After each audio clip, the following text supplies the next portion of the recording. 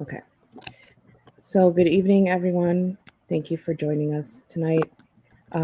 We are commemorating the unfortunate 22nd year anniversary of the opening of Guantanamo Bay Prison under the guise of the War on Terror on January 11th, 2002.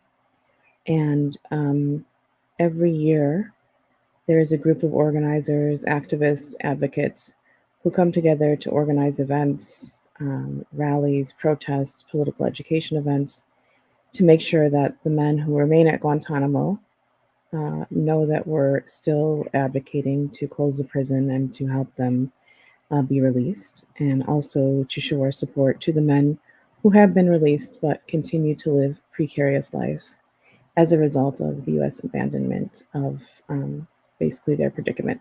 So there's been about 780 men who have been imprisoned at Guantanamo Bay. Um, right now, there remains 30, 16 of whom have been cleared for release, but who have really no date in sight as to when and that's going to happen or where they'll even go.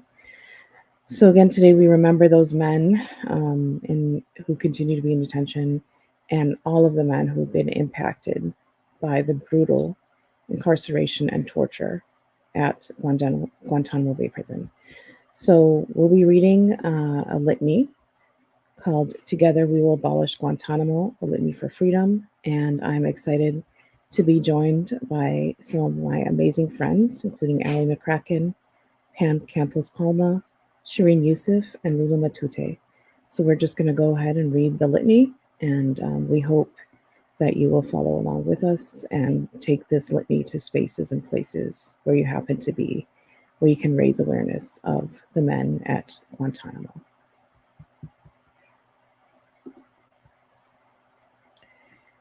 Today, we gather from different locations around the world to commemorate the 22 years that Guantanamo Bay Prison has been used to house War on Terror prisoners. We remember the land on which the prison is based, the ancestral lands of the Taino people, an illegally occupied Cuban land that has been used by the US to inflict massive violence. We recognize the violence of attributing the name Guantanamo to a horrendous prison that has been used to steal and destroy lives, instead of a city with a vibrant people, culture, and society. Together, we will abolish Guantanamo. We reckon with the knowledge that Guantanamo is a manifestation of US empire, where vulnerable and marginalized bodies are and have been surveilled, controlled, tortured, and killed in order to preserve power, hegemony, and endless war. These are wars that are marked on the bodies of prisoners and tethered to the countries from which they originate. Together, we will abolish Guantanamo. We remember that before the War on Terror, Guantanamo was used as a site to detain Haitian refugees fleeing from the violence of a military coup that overthrew Haiti's democratically elected President Jean-Bertrand Aristide, a coup that the US helped facilitate. Instead of accepting Haitian refugees, the US government prevented many from reaching US borders, sending them to Guantanamo instead to be processed in the absence of US legal protections. We continue to reject the ongoing threats to send Haitian migrants to Guantanamo and the precarity and violence that comes with it. We also remember the Cuban refugees who were detained at Guantanamo a few years later, refugees who fled from violence in their own country, only to be detained by the US and imprisoned at a military base on their own soil. Together, we will abolish Guantanamo. We reflect on the fact that Guantanamo is not just a physical location, but the idea that certain lives are disposable and undeserving of justice. In the last 20 years of the War on Terror, those who have been subjected to these logics of Guantanamo have all been Muslim men and boys.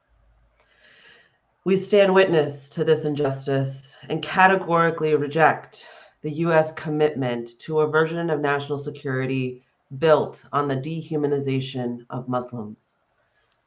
Together, we will abolish Guantanamo. Guantanamo.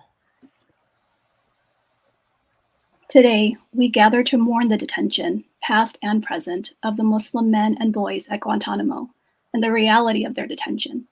When former prisoner Nizar Sassi was asked to define the prison, he responded, "If you want a definition of this place, you don't have the right to have rights." We also mourn the deaths of the 9 Muslim men who died at Guantanamo, men whose stories have been buried along with the full truth about the US violence. Together, we will abolish Guantanamo.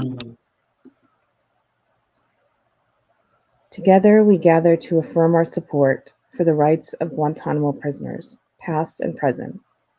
Rights that have often only ever existed on paper, paper that could not and cannot cut walls, bars, or any other barrier to true freedom. Together, we will abolish Guantanamo.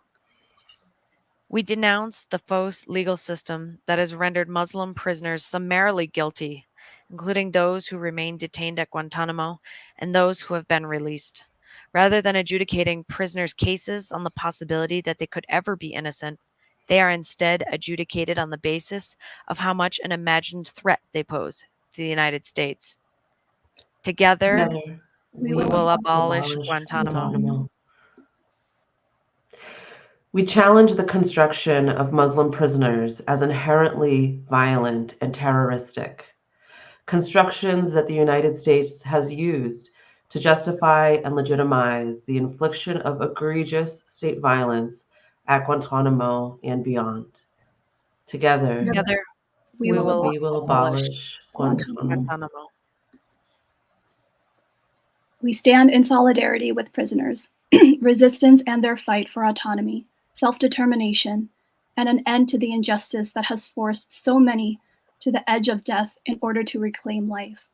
Regardless of the lengths to which the US government has gone to criminalize the men at Guantanamo, our solidarity means that we will walk with these prisoners this length back until there is true justice and justice for Muslims. Together, we will abolish Guantanamo. As we continue to struggle to close Guantanamo, we know that its closure alone cannot rectify the injustice it has continued to cause for those still detained. We also know that even if Guantanamo is closed, this chapter of US violence is far from over. It lives on in the lives of those who have been released and who the government has altogether abandoned and callously disregarded.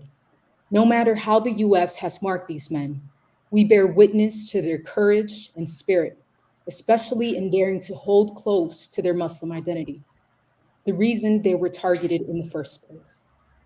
Together, we will abolish Guantanamo. Today, we close by cultivating our power to close Guantanamo, so that one day soon we will witness an end to the violence that has always been a part of the prison. We do so with a deep sense of hope, not that the US government will do the right thing, but that we, the people, will shift the tide so far forward that there is no other choice but to reckon with and end this catastrophic project of the war on terror. We know our liberation is inextricably bound up with that of our brothers, and we will fight for their freedom until there are no shackles, chains, or bars that separate us. When that day comes, we'll know that freedom was always ours. Together, we will abolish Guantanamo.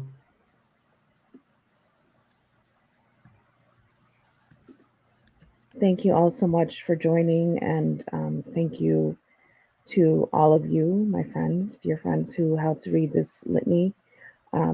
We are witnessing and commemorating another year of Guantanamo as the United States is continuing to facilitate and support Israel's genocide of the Palestinian people.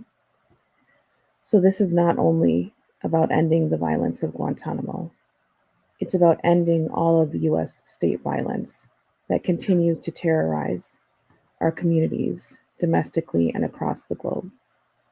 So we close here knowing that the work is far from over, and that together we can hopefully one day end the injustice and US state violence and build a future where our communities can live with dignity and their full humanity.